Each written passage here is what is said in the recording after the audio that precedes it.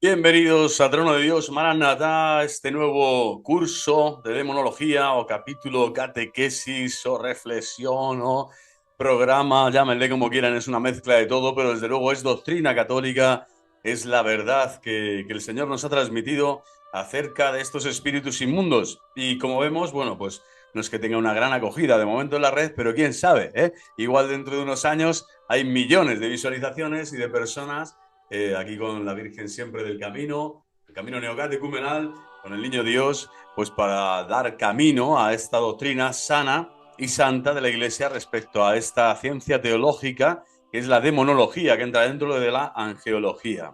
Bueno, comenzamos in nomine Patris et Filii Spiritus Sancti. Amén. Espíritu Santo, amén, con la cruz de San Benito, como siempre, la Sagrada Cruz sea mi luz, no sea el dragón mi guía. Retírate, Satanás, no me sugieras cosas vanas. Ponzoñas son tus libaciones, bebe tú esos venenos. Y siempre con el Santo Rosario en mano, bendiciendo al Señor y a nuestra Santísima Madre, Reina de los mártires, de los apóstoles, Reina de los ángeles buenos y santos que nos ayudan a seguir en este camino de fe, de discernimiento adulto, donde podemos madurar y crecer en estatura, sabiduría y gracia, siempre acompañados por la Santa Madre Iglesia, Madre y Maestra, que es la que nos enseña.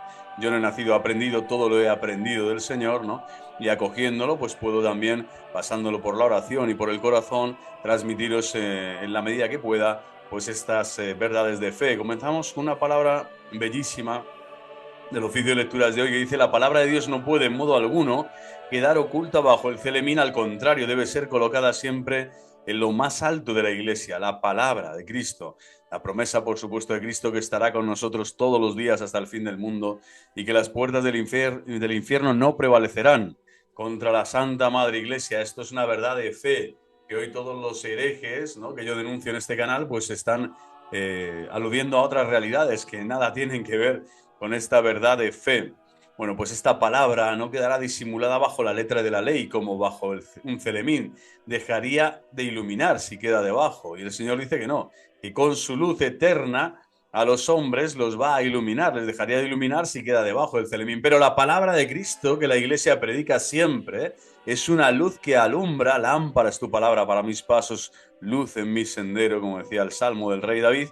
Y esta palabra ilumina a todos los hombres que vienen a este mundo, no está escondida para nada, y la palabra ya no sería fuente de contemplación espiritual, pero nosotros ahora podemos. La palabra de Dios se ha hecho hombre en la persona de Cristo Jesús, y esta palabra ahora nos edifica, nos instruye, nos enseña y nos da vida, nos vivifica y nos da esa fuente de contemplación espiritual que necesitamos desear, ¿no?, para desear librarnos así de la seducción de los sentidos, que con su engaño nos inclinan a captar solamente las cosas pasajeras y materiales. ¿Por qué aludo a esta, ¿no?, a esta meditación del oficio de lecturas? Porque ya no está hablando indirectamente o directamente del demonio. El demonio está, sobre todo, siempre moviéndose en este terreno de la seducción de los sentidos, ¿no? Y con su engaño busca captar solamente, ¿no?, la atención de las cosas pasajeras y materiales. Puesta, por lo tanto, en cambio, la palabra de Dios sobre el candelero de la Iglesia, es decir, interpretada por el culto en espíritu y verdad, la palabra de Dios ilumina a todos los hombres. Se podría decir que Satanás está muerto de miedo cada vez que se proclama la palabra de Dios, que Cristo se hace presente en la palabra de Dios, y que el Señor, además, a través de esta palabra le manda fuera, le echa fuera, le dice: vete de aquí, no te quiero ver, ¿no? Y es lo que le dijo al final, después de las tres tentaciones, es calla y vete, ¿no? O calla y fuera. No hay más que hablar con Satanás, ¿no? Pero sí sabemos que a través de la ciencia teológica el Señor nos ha instruido esta palabra que nos ilumina la conciencia del corazón, nos da también reglas y criterios de discernimiento para comprender la acción diabólica de estos malos espíritus angélicos, que ya han perdido la gracia de estado, es decir, la fe, la esperanza y la caridad ya no la viven, están en estado de condenación y por lo tanto están supurando malestar, odio, ¿cómo decir?, esclavitud, todos los sentimientos malos que uno se puede imaginar. Bueno, pues ahí están ya de algún modo, han penetrado en estos espíritus y ahora solo saben dar aquello que tienen, ¿no? Bueno, pues lo que el demonio puede hacer sabiendo que con esta palabra de Dios que los ilumina, que es la Iglesia la que la proclama, que está en lo alto de una montaña, ¿no? En el Ceremín, es decir, la parte más alta de la Santa Madre Iglesia, esta palabra nos va a iluminar para comprender también lo que el demonio puede hacer. El día pasado, el programa anterior, o catequesis de este curso, pues dimos lo que no podía hacer. Ahora vamos a ver lo que puede hacer. Y como digo siempre en el terreno, esto es fácil de entenderlo, creo que después de este curso va a quedar claro, siempre en el terreno de la naturaleza, de los deseos, de los sentimientos también, ¿no? De los afectos, tal, de la imaginación y los sentimientos que se mueven siempre entre la razón, ¿no? Y la voluntad, y ahí en ese interfaz, ¿no? En ese intermedio, pues siempre están los sentidos externos, ¿vale? Lo que nos aparece, lo fenomenológico, y ahí sí que el diablo accede e incide en su acción. Puede intervenir y puede crear muchísimo malestar, muchísima inquietud, muchísima zozobra, muchísima falta de certeza. Y por lo tanto, el discernimiento es fundamental. Por eso también la Iglesia, la palabra de Cristo, nos dice lo que puede hacer. Y así los directores espirituales, los sacerdotes, los obispos, ¿no? Principalmente, que son los garantes del sentido, del significado del magisterio completo, es decir, de la palabra de Dios revelada de forma completa, interpretada por el magisterio de la Iglesia. Ellos son los garantes primeros, pues los obispos son los que tienen este discernimiento, este don del discernimiento para poder, ¿no? Ejercer este calla y vete, este exorcismo, para que los demonios, aunque intenten engañarnos, como nos ha dicho el padre de la Iglesia, aunque intenten siempre estar en este terreno de lo sensual, de los sentidos y de la que siempre pueden ser atrofiados y manipulados por nuestros intereses espurios, por nuestros egoísmos, por nuestras vanidades, ¿no? Por nuestras taras también, y problemitas de babita que tantos tenemos, y me incluyo ahí. Bueno, pues lo más importante es esto, ¿no? Y esto lo decía el padre de la Iglesia, San Máximo Confesor, ¿vale? Es un santo impresionante, es una lectura patrística, la cuestión 63, Atalasio, y incidía en esto, ¿no? El poder que tiene la sabiduría del Padre, que es la palabra del Padre, que es Cristo mismo, ¿no? Y su naturaleza, la naturaleza de esta palabra de Dios, al revelarse al hombre, le da tal luz, tal potencia, y al ser nosotros además los receptores de esta palabra y los que oramos en la palabra de Dios y los que ahora la proferimos, pues somos también exorcistas. Es decir, el cristiano bautizado católico, todo él tiene una potestas espiritual dentro de la Santa Madre Iglesia y de los frutos, vamos a decir, apostólicos y de intercesión de Santa María Virgen, de los santos, de los apóstoles. Ha dado el Señor a todo el pueblo santo de Dios esta capacidad, esta capax, vamos a decir, antidiabolus, ¿no? Anti-Satanás, ¿no? Esta capacidad de expulsar a Satanás de nuestras vidas. Bueno, pues vamos a empezar a producir visiones y locuciones. Aquí vemos lo primero que puede... yo voy a poner ejemplos de algún modo de andar por casa, porque llevo en este mundo de la falsa predicación y del falso profetismo bastante tiempo, y voy a poner, no sé, ejemplos concretos actuales, ¿no? Don Minutela, un sacerdote ya excomulgado por herejía y por cisma en Italia, que ha confundido a miles de personas en Argentina, en Italia especialmente, pero también en Argentina, en Colombia, en España, y que le siguen dando y secundando, ¿no? Varios sacerdotes también y frailes, bueno, se están jugando el alma porque están con un hereje. Pues eso, alucinan, ¿no? Están hablando de eso, el anticristo todo el día, de que en la sede de Pedro ya no está el Papa, tal, no sé, bueno, barbaridades a todas horas y con sus razones, por supuesto, y las que quieran tener. Pero este pollo nos habla sin cabeza, porque no tiene, está en sede vacante, claro, tiene locuciones y nos dice, oye, yo tengo locuciones. Y son locuciones de la Santísima Virgen María. Que aquí se trata de que además la batalla es que es él que tiene a la Virgen María de su parte contra el papado, contra los cardenales, contra los obispos, ¿no? Y está anunciando al mundo entero cómo está la situación de la Iglesia, ¿no? Y se piensa que es un iluminado, por supuesto, de los últimos tiempos, es un profeta, ¿no? Escogido por el Dios Altísimo. Bueno, pues todo esto, imaginaros, ¿eh? No son las intelectuales, te dice aquí, locuciones corporales o imaginarias y no las intelectuales. Bueno, a saber lo que estará recibiendo este pollo en sueños, en vela o despierto, me da igual. pero cuando hay una persona dice, si yo tengo estas locuciones o estas visiones, ¿no? Y ahí no está hablando de las intelectivas, de luces, del pensamiento, para razonar un misterio de fe, para llegar a, ¿no?, a conclusiones de entendimiento espiritual, ¿no? Está hablando de visiones y locuciones corporales o imaginarias. Entonces, imagínate lo que puede entrar ahí. O sea, cada uno con su baúl de los recuerdos, con su historia, con sus etapas, con todo lo que ha vivido. Bueno, pues ahí tú metes, ¿no? Y ahí te dice la iglesia que el demonio puede entrar, que el demonio puede estar ahí, en tus elucubraciones, en tus supuestas inspiraciones o emociones que muchas veces le atribuyes al Espíritu Santo, pero error. Bueno, pues os ponía simplemente un ejemplo, ¿no? Un hombre que a sí mismo se dice que tiene locuciones de la Santísima Virgen María, pero ¿no? O sea, la Virgen María le está diciendo barbaridades a todas horas de, ¿no? Entonces, cuando no hay obediencia, no hay humildad, no hay comunión con la Iglesia Católica, evidentemente ahí no está la Virgen María, ni hay locuciones que sean de Dios.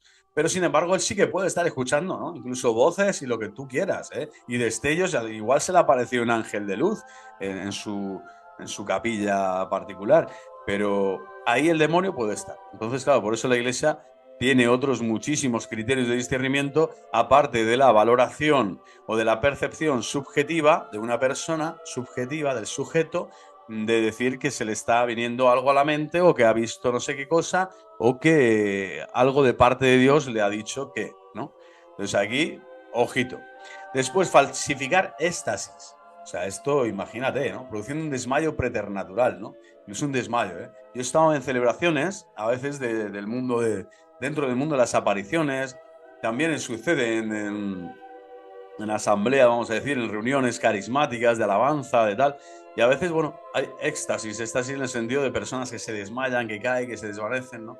Después se les imponen las manos, después no sé, bueno, suele pasar, ¿eh? No es una cosa extraña, o no, el descanso en el espíritu le llaman algunos, otros quédate ahí un poquito tranquilo, ¿eh? Y así no das problemas, ¿no? Al típico que se va a convertir o se acaba de convertir, bueno, túmbate, que te viene bien escuchar los cantos de alabanza y estar ahí tranquilo.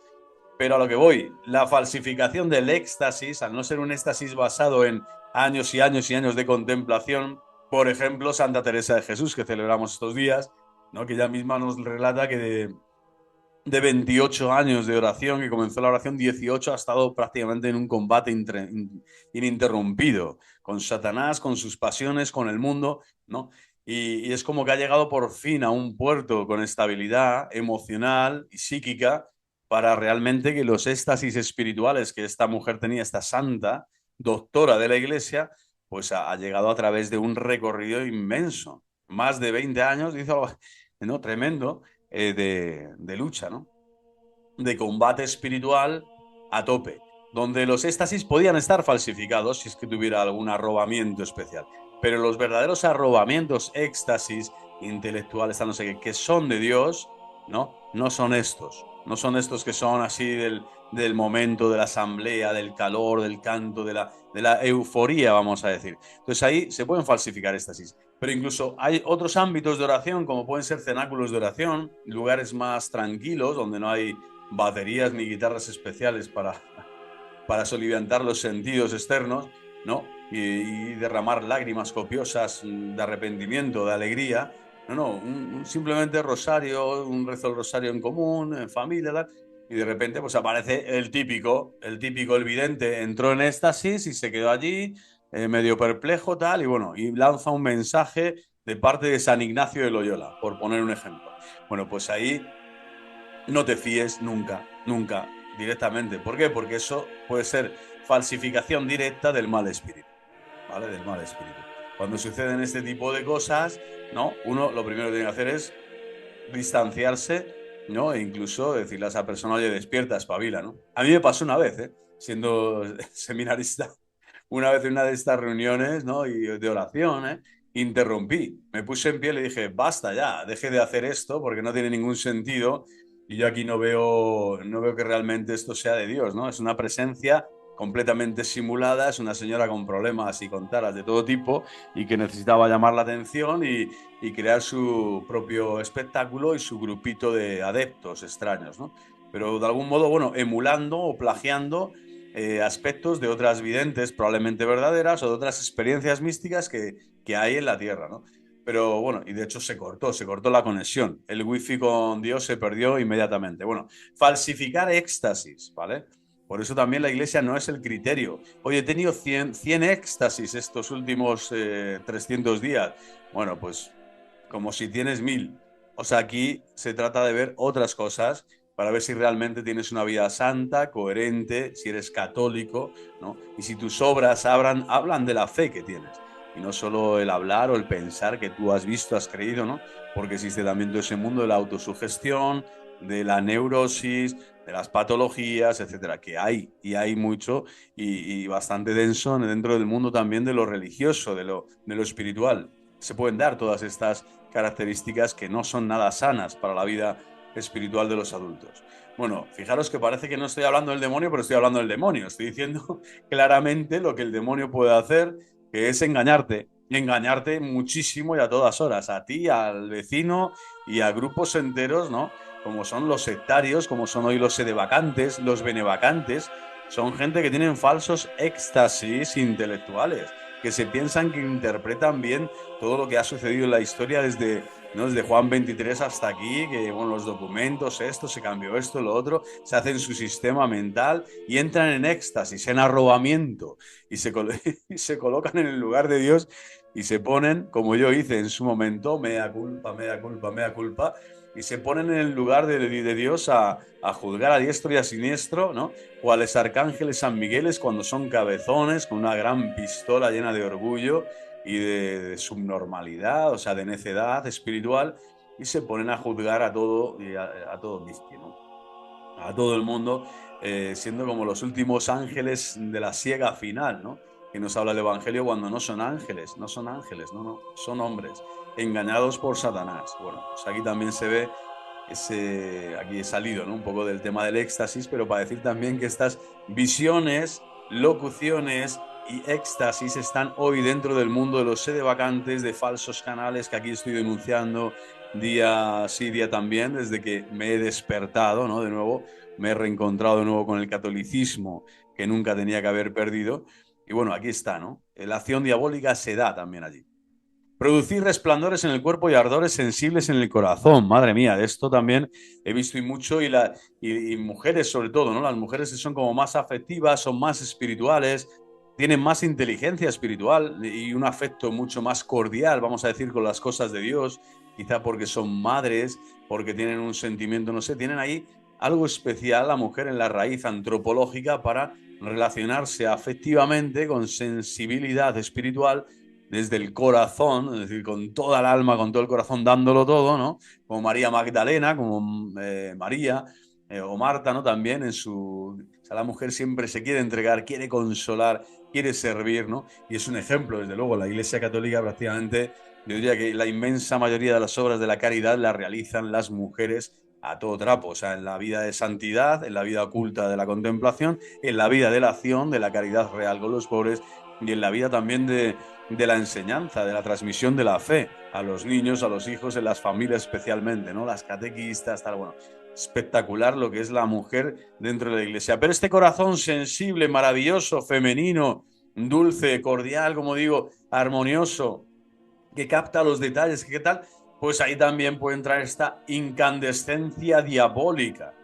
O sea, que uno se mete en una oración o en una tal, o un apego a una persona que ha dicho tal cosa y madre mía, me brota del corazón, siento estos ardores, estos resplandores. Pero aquí está hablando de cosas reales también, ¿eh? Resplandores del cuerpo, personas que destellan algo tal, sensibles, o sea, ardores sensibles, o sea, me está ardiendo el corazón. Es decir, que existen como fenómenos místicos, pero ojo, también puede producirlos Satanás, es decir, porque están dentro de la naturaleza y por lo tanto pueden ser manipulados también por los ángeles caídos.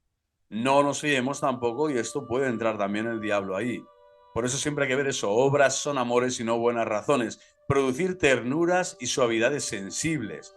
¿Quién no ha tenido esto, sobre todo en el periodo de la juventud, ¿no?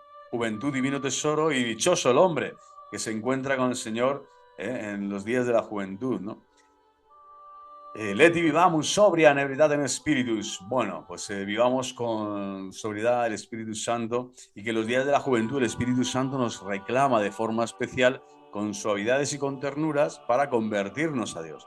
El problema es cuando estas suavidades y estas ternuras sensibles suceden en ámbitos o escuchando a personas o estando en lugares que no corresponden a una acción verdadera del Señor y del misterio de Dios. Imagínate, ¿no? Pues entras en una secta, estás en los testigos de Jehová, en lo no sé dónde, tal, o eres un sedevacante hereje y piensas que cuando hablas con los que piensan como tú, sientes ternuras y suavidades en tu interior. Y lo que estás es completamente equivocado, ¿no? Y estás desbarrando y en el lodazal de la herejía y provocando un cisma terrible en tu vida. Es decir, estás quebrando por dentro, estás fragmentando tu propio ser pensando que el Señor te está dando suavidades sensibles, cuando lo que te está dando es Satanás, algo parecido a lo que Dios te está dando con su gracia santificante. Te está dando el diablo, Satanás, te está dando algo sensible que no es la gracia, pero que está imitando a la gracia. Porque Satanás al final está imitando eso, imita visiones, imita locuciones, imita éxtasis, imita ardores sensibles, imita suavidades y ternuras. Cuando el Señor, por eso cuantas menos suavidades y ternuras tengas en la vida espiritual, mucho mejor. Por eso yo por qué rezo, porque quiero buscar ese romanticismo, esa sensiblería dentro de mí en mi relación con Dios, no, porque quiero glorificar a Dios con mi vida. Y cómo estén mis sentimientos o mi estado anímico en ese momento, o mi psique, o si me apetece o no me apetece el estar con Dios, eso es lo de menos. Mi objetivo espiritual, mi mente y mi corazón es estar con Dios. Y allí voy a estar. Y un día estar en el Tabor, otro día estar en el desierto, otro día estar en el Calvario, otro día estar en el Jordán. Pero voy a estar con el Señor. Esta determinación determinada es la que sí cuenta para Dios. Y ahí el demonio no interviene. Te puede buscar aquí y allá, pero por otras cosas te atacará por la imaginación, por otras cosas, ¿no? Pero desde luego el adulto no está buscando, el adulto cristiano, el maduro en la fe, no está buscando sensiblerías, no está buscando esto. Pasa que el jovencito, el adolescente, o vamos a decirlo, los primeros años de una conversión fulminante que las hay y otro tipo de conversiones, que también estoy tratando esto, lo voy a tratar más adelante en la lista de reproducción del canal sobre la experiencia religiosa, tratando también esa psicología de la religión o de lo religioso, pues ahí se da todo este factor, ¿no? De lo sensible, de lo afectivo, cómo interviene también en la experiencia religiosa. Pero un adulto y un maduro, como digo, no busca para nada esta autocontemplación, autorreferencialidad para darse cuenta de que estar con Dios es el primer don y regalo ya en sí mismo, que no necesita que Dios te dé más. Solo con estar con Él ya lo tienes todo. Y esa parte no te la robará nadie, le dice Cristo a María cuando está a sus pies, escuchando su palabra, contemplando su rostro, amando su corazón. Es decir, no necesitas a nadie más ni nada más. Te tienes que olvidar de ti mismo para imbuirte, para dejar que Cristo, ¿no?, te hable, te abrace, te bendiga, te santifique, te consuele, te fortalezca, pero todo eso independientemente de las, vamos a decir, de las cualidades sensibles, de los regalos sensibles, de los beneficios espirituales que Dios te vaya a dar en esa oración y posteriormente. Es decir, Dios te va a acompañar siempre y también se cuida de darte un abrazo espiritual para que realmente tengas ese sentimiento de pertenencia, descubras que la filiación divina es un don real, que te sientas hijo, que pienses, sientas que estás siendo hijo suyo, que estás mirado por el Padre Dios y que el Padre te está cuidando con ternura siempre. Padre siempre, ¿no? Padre misericordioso, justo juez, Padre de ternura, ¿no? Pero no es el objetivo de la oración, tampoco es el objetivo de la vida espiritual, el buscar o el producir estas cosas, ¿no? Incluso el buscar ya, como ya he sentido esta cosa, quiero volver a sentirla, ¿no? Y esto pasa también mucho en el mundo femenino, en el mundo de las mujeres, ¿no? Es que aquí me siento muy bien, es que aquí es donde tal, es que... Bueno, mira, o sea, igual no te has enterado todavía de nada, porque si a Cristo lo crucifican mañana, vas a estar allí en el Calvario con Él, vas a ir al Santo Sepulcro con los romanos allí custodiando el sepulcro. El amor que quiere Cristo es ese. Quiere el amor sobre todo de cuando no hay ninguna, vamos a decir, sensiblería, ningún regalito, ninguna compensación afectiva para que vencer al diablo totalmente. Porque ahí sí que hay un amor puro, un amor que no busca ningún interés, ninguna contrapartida, o el único interés es el del amado, es decir, estar con el amado. Ese es el amor interesado neto, es el amor interesado que se llama amor oblativo, se llama la Santa Madre Iglesia, el amor de ágape, que es, yo me ofrezco y me entrego al Señor, yo me entrego a ti, Señor. Allí donde tú vayas, allí yo quiero ir, allí donde tú estés, yo estaré, allí donde tú me digas que yo tengo que estar, ¿no? Entonces, ahí va mucho más allá esta decisión, estos sentimientos, esta experiencia mística, y es mucho más fuerte que la de los demonios produciendo ternuras y suavidades, ¿no? Curar, pues también el Señor cura, por supuesto, pero es que también el demonio puede curar. Pasamos ya a la quinta, incluso instantáneamente, ciertas enfermedades extrañas producidas por su acción diabólica. Claro está que no se trata propiamente de curación, sino tan solo de dejar de dañar. Esto es tremendo, ¿eh? Porque esto, madre mía, esto pone en jaque mate casi a la medicina actual en muchos aspectos, ¿no? Porque intentamos curarlo todo solo desde la dimensión corporal, ¿no? O natural, con remedios naturales o tal, de aquí o de allá, con buenos hábitos, con buena tal. Pero ¿quién te dice que no? Que hay un porcentaje enorme también de carencias biológicas, fisiológicas dentro de las personas, en donde de algún modo ya hay una psique afectada o dañada también por los demonios, o sea, o por los malos hábitos espirituales, ¿no? Por vivir en pecado mortal durante años o décadas. ¿Quién te dice a ti, no? Que eso no te engendra enfermedades reales y que mata el cuerpo. Claro que sí. Si el pecado te mata el alma, ¿por qué no te va a matar el cuerpo, no? ¿Y de qué modo, no? Y también es un signo, de que el Señor, hombre, uno puede morir como Santa Teresa del Niño Jesús o Santa Gema Galgani, mueren de tuberculosis, mueren de enfermedades tremendas, ¿no? Y desprenden aromas celestiales y mueren en la alegría del Espíritu Santo, pero desde luego no tienen esa enfermedad, ¿no? Del pecado mortal. Han vivido santamente, han vivido con alegría del Espíritu, incluso algunas eso son incorruptas, ¿no? O sea, el Señor muestra que incluso en el poder de haberles hecho partícipes de la cruz, de la enfermedad, que es el misterio de la cruz, reproducido en la carne propia del santo, de la santa, de ti o de mí, el Señor nos puede llamar a esa vocación también de reproducir, ¿no? De completar lo que falta a su pasión en nuestro cuerpo. El Señor te lo puede pedir, de hecho, toda la vida es un proceso que va hacia allá, hacia el Calvario. Bueno, pues en ese momento el Señor también te está dando la fuerza para sostenerte en la cruz, pero te está diciendo, oye, que incorrupto eres. O sea, es decir, que la enfermedad también te puede traer esa salvación, porque yo soy mucho más, ¿no? Que el daño de un cuerpo. Pero por otro lado te está diciendo que Satanás puede inferir herida, puede inferir daño corporal, porque hay previamente un daño espiritual. Espero que me entiendan, ¿no? Estaba hablando de eso, del pecado mortal. Imagínate, durante décadas o años estás viviendo en pecado mortal, eso te puede producir un mal y nunca se sabrá. La medicina en este mundo, los hombres de este mundo, nunca sabremos hasta qué punto la influencia diabólica ha provocado tantísimas enfermedades y males corporales, no solo psíquicos y espirituales, morales, sino corporales, y que además vienen de este pecado, de esta manera de estar ante el mundo y ante Dios, y de rechazar a Dios, de no querer vivir en su amor, ¿no?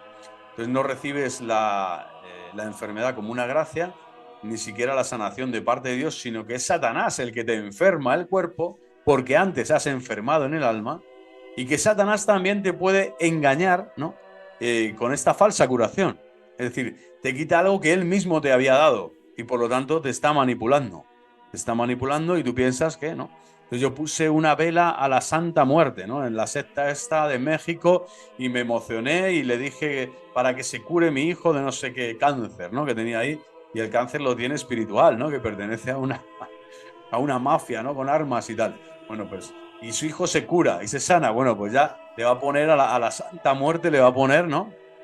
De santa nada, como comprenderán, ¿no? Es un ídolo no solo pagano, sino es destructivo, es aniquilador, es un nihilismo atroz, es una injerencia diabólica brutal, ¿no? Esta doctrina, esta falsa, ¿no? Religiosidad, esta espiritualidad diabólica, al final, bueno, donde simplemente hay una filosofía pagana, o sea, que es que nadie me mate, que nadie me haga daño a mí, que se lo haga al vecino, el daño que se lo hagan a otro, pero y si me llega, bueno, como todos vamos a estar ahí, bueno, pues que me cuide en ese momento, que no sufra mucho, ¿no? Que si me tienen que pegar 10 tiros, mejor que me peguen 2, que no sea muy fuerte, ¿no? El momento de la partida. Bueno, aquí está claro que Satanás podría engañar, ¿no? Como la pretendida enfermedad era debida exclusivamente a la acción de Satanás, cesando la causa, desaparece instantáneamente el efecto. O sea, es fuerte esto porque te está diciendo que Satanás puede dañar el cuerpo. Puede dañar el cuerpo en muchos aspectos, ¿no? A nivel mental, a nivel, ¿no?, biológico, no sé, sistema nervioso, sistema digestivo, sistema óseo, todos los sistemas los coges y los mezclas y dices, aquí está. Aquí puede estar también la acción diabólica. Es así, ¿eh? Lo reconoce la Iglesia y así ha sucedido también. El libro de Job es un ejemplo clarísimo, ¿no? No toques su vida, pero a Job le va pasando como de todo. Le van saliendo llagas aquí y allá, no tiene dificultades para esto, para lo otro, ¿no?